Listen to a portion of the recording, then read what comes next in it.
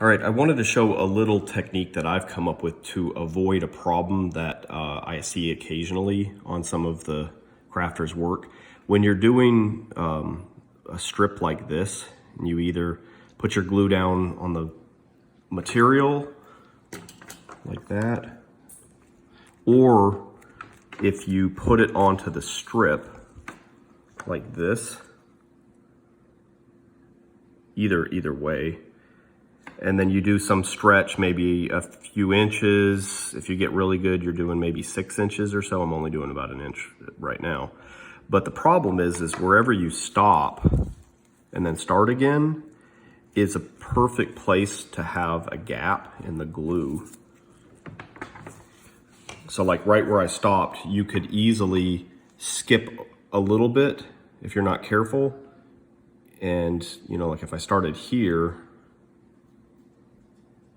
and then I try to put this down, then I've just created, and it might not be real easy to see, but I've just created a little spot with no glue, and there's gonna be a leak there. And it might not be obvious because if it blows up, it may pull that up and it might stop, and it may only leak when it's flexed certain ways. So what I do, I'm gonna peel that back. What I do is I always peel back further than I glued.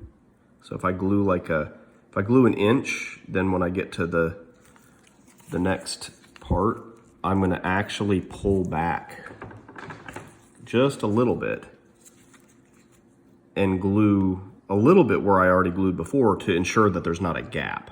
Because I've seen some stuff recently that had some of these issues where there was a little bit of a gap, and they're not always obvious to find.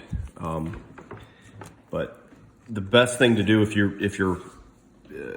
want to avoid it is to pull it back like I do, so that you're always overlapping. So I'm going to pull it back a little bit, about 1/4 of an inch, and then glue again.